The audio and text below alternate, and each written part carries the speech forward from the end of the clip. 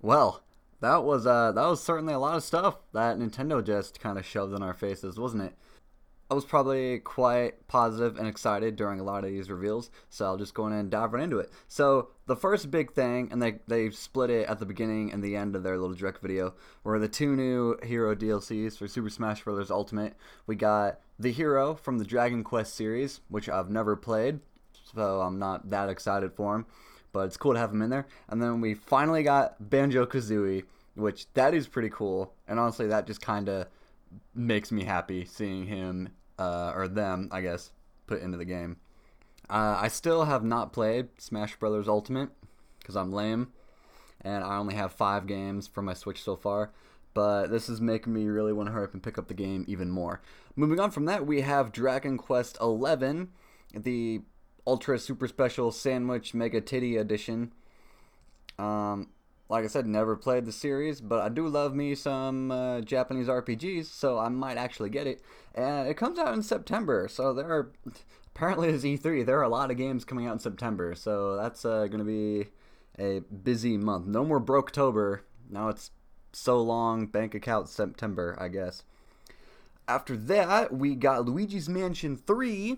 Kinda wish they had made Luigi's Mansion 2 for home consoles instead of handhelds. Maybe Nintendo could maybe do a port of 2 for the Switch. That'd be nice. I have to say though, the voiceover for the gameplay trailer, which gameplay trailer? Nice, more of those please. But the voiceover, did anyone else get a Pegasus from the original Yu-Gi-Oh anime vibes? Like I would not be surprised if it was the same voice actor just doing the voiceover. Probably not, but it's what it sounded like.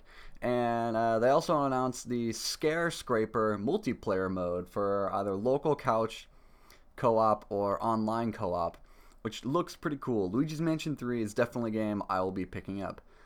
Next we had Dark Crystal Age of Resistance Tactics, which I've never watched Dark Crystal, so I don't really care about this one at all. Sorry.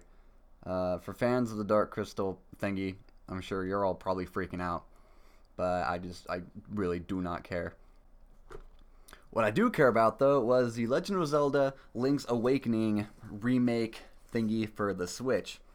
That looks pretty cool. Also coming out in September. I'm definitely going to pick that one up.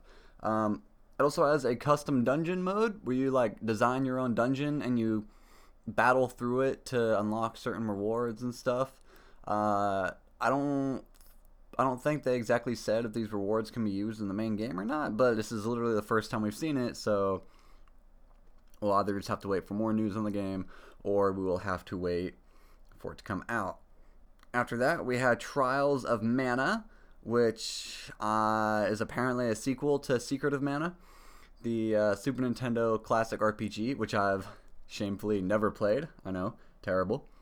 It looks quirky. I'll definitely play it. One that I won't be playing, and only because I already have this now on the Xbox One, The Witcher 3 port to the Switch, which is definitely cool. I am glad to see the Switch getting all these good ports of games that are available on the other consoles. That's pretty cool. Maybe it's just me, but it looks like there's a slight graphics downgrade. Unless since the game is several years old, and that's just how it looks on the Xbox One, PS4. I haven't played it in a while, but maybe there's just a slight graphical downgrade for the Switch version.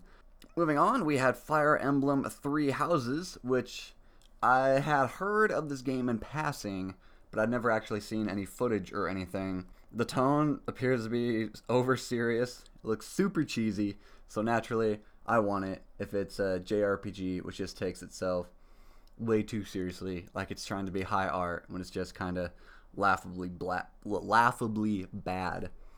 That comes out on next month, actually, near the end of July. So if I want it, then I'm gonna have to pick it up then. I might do a review on that. That'd be good to do. Next, they did this kind of weird announcement where they're like, "Oh, we have Resident Evil ports coming to the Switch for 5 and 6, and we're just re-announcing that other Resident Evil games are available on the system." Which, I mean, okay. At this point, I'm just kind of wondering, are people actually still buying these ports? I mean, these games have literally been ported to like almost every system out there since they came out. Are they really still a monetarily viable thing to do? But Konami is Konami, so they'll just kind of do whatever. Now, for me, the best announcement in this entire Direct was Kill All Heroes 3. Yes, I am so excited for this. The Kill All Heroes games on the Wii were, in my opinion, two of the best on the entire console, and especially Kill All Heroes 2 was one of the best games of the entire 7th generation out of all the consoles. So this will be amazing. It looks like the series has decided to go full on well, I was going to say full on stupid, but the series was dumb to begin with in premise. So it just looks like it's gotten even dumber. I'm definitely excited for this. Very nice. Then we got Contra Rogue Core, which I've only played a handful of the Contra games. But, I mean, as long as this one's difficult, and it looks like it might be, and it looks like it's got a co-op, then it'd be a nice one to pick up. A game called Daemon Ex Machina, which honestly just looks like Gundam. It's a thing, I guess. I'm not really that excited for it. It was just kind of a gameplay kind of anime trailer. I don't know. I'll probably pass on that one. Panzer Dragoon fans, I know on Twitter, have been freaking out. That was kind of unexpected. I would pick this one up if not for the fact that since I'm a collector, I prefer to have the original versions of games if they came out on home consoles before. So I'm still hoping to get Panzer Dragoon for my Sega Saturn at some point. So I'll probably pass on this one. Astral Chain. This one I'm definitely interested in. It looks creative and cheesy, so of course I want it. The trailer actually gave us, I think, a good amount of information on what the whole premise of the game is. And I mean, like I said, I'm always down for a cool, creative JRPG, and this one looks like it'd be more kind of like a hack and slasher. And it's made by Platinum, the people who originally did Bayonetta, the Bayonetta games. So it has to, at the very least, it has to be decent. Then we had a short little trailer for like an over-the-top gangster simulator game called Empire of Sin, based in the 1930s, I guess. The trailer didn't really give us any details about the game at all. So again, it's just another, hey, this is a kind of a thing. Be excited for it, I guess, which, okay, whatever. Marvel Ultimate Alliance 3 got announced. Never played the Ultimate Alliance games, mainly because I'm not that big a superhero fan. But I don't know, I might play it if like the reviews come out, if they're any good. I'm just not a superhero geek, so it's just kind of there for me. A game which I'm actually confused about is Cantons of Hyrule, like a rhythm-based fighting RPG adventure thing, which just has me wondering why. I understand Nintendo likes to do weird things, and some of the weird things in the past have turned out to be really good, like Luigi's Mansion, the Pikmin series, and other things. But this one, I'm just like, okay. I mean, I can imagine a few of my friends that I know would probably enjoy this, but I'm just, no, that just looks dumb. Another one which looks dumb is yet another entry in the Mario and Sonic series. Mario and Sonic at the Tokyo Olympic Games. Why? These games were among the worst shovelware in the Wii era, and then they also plagued the Wii U, and it's probably because I'm just not a fan of these kind of minigame infested party games. Like, I never got into the Mario Party series. They bore me. And I know that, oh, well, that's just because you don't go over to friends' houses and you never played party games. Well, no, I did, but for us, a party game was like multiplayer on Star Wars Battlefront 2 or hours of Super Smash Brothers or that kind of thing. Like, we would never, oh yeah, we want to play Mario Party for 8 hours straight. Like, no, that was boring. So I don't know why this exists. I'm probably going to piss some people off here, but Animal Crossing New Horizons, I don't care about. I was never a fan of the Animal Crossing series. I played the very first one on the GameCube, and it bored me. It was the most boring game I've ever played. It's literally just a life simulator with Banjo-Kazooie type talking, and it's not fun. So if you enjoy Animal Crossing, then enjoy this one, I guess. But this to me, this just looks dumb and stupid, and I want it to go away.